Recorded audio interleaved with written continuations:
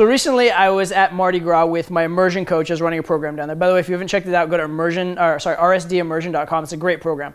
But in any case, what I want to point out to you is that something that one of my coaches said that I really, really liked. And this is a guy, he's not one of the coaches that I travel with all the time. He's a coach that used to work with me in Vegas, and he travels to some of the immersions currently with me, so I'm not with him like day to day. And he said something I really like. He's a martial artist as well as being good at pickup. And he was answering a student question. He said something like, I consider myself to always be a white belt in game. And I think that's so critical as you become more advanced in game. Now, as a beginner, it's easy to take on this mentality of being a white belt. And in fact, the idea that like you're bad at game probably is a hindrance for you, right? It's the idea of, oh shit, I don't know what to say, I don't know what to do. And that's holding you back because you're so worried about trying to be good. When in fact, as a white belt, as a real beginner, your actual focus should not be on doing well in a particular set. It should be on learning and growing more than anything else.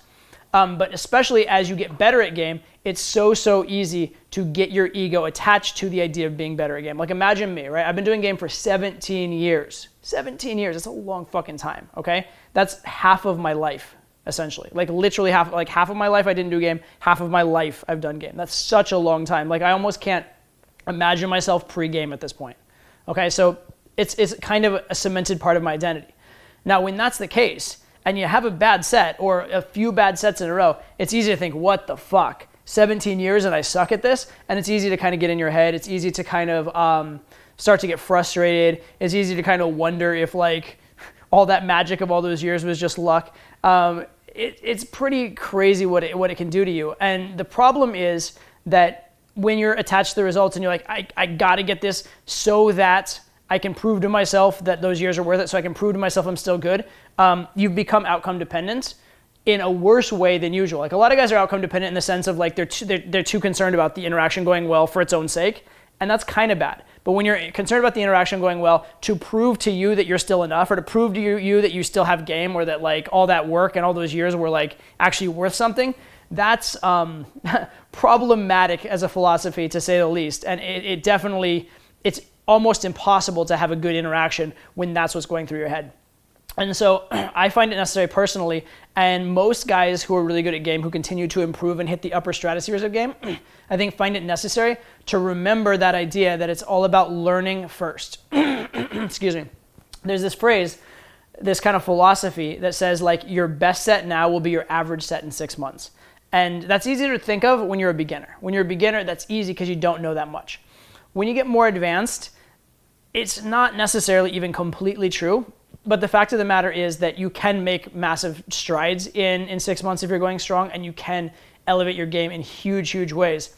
And what is true is that every single year as you become advanced, if you look back at where you were previous years, your game is leaps and bounds ahead of it. So even if you did get some crazy results in previous years, because of course you're gonna have crazy stories. Of course, like once you've slept with a few like really hot models and you've had some really epic adventures, you're not gonna be able to duplicate that every night just because the circumstance isn't gonna be there to duplicate it every night.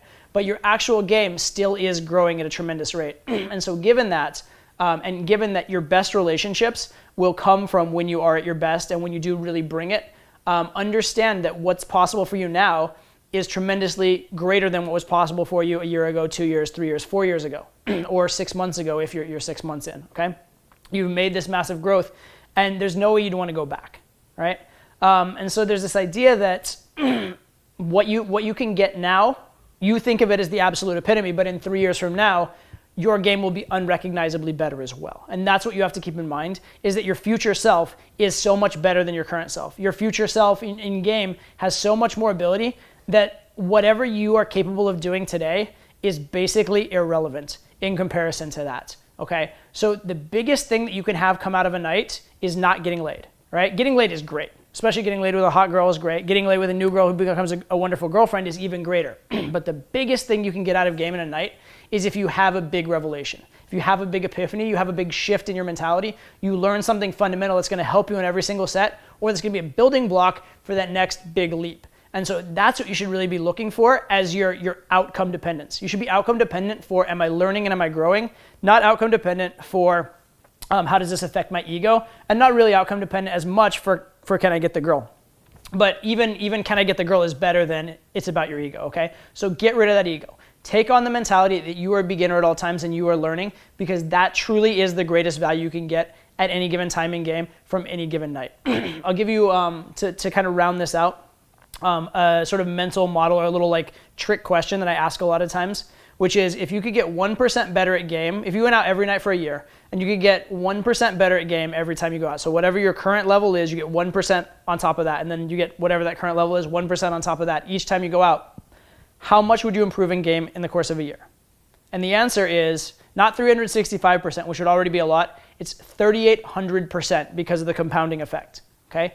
So understand that your goal in game, and imagine if you're 3,800 times better a year from now, anything you can do now pales in comparison, okay? So your goal is not to get a great result tonight. Of course you're pushing hard. Of course you want to get a result tonight, but that's not the primary goal. The primary goal is to be on path for as close to capturing that 1% as you can every single time out so that you become unrecognizably better down the road, okay? I had a lot of successes on the way to getting where I am now, a lot of epic adventures, and I wouldn't trade any of them for the world, but the one thing that I would trade all of them for 1,000 times over is my current game and who I am and who all those experiences have made me, because that's the real outgrowth I've had from game, right? All those hot girls I slept with, where are they now?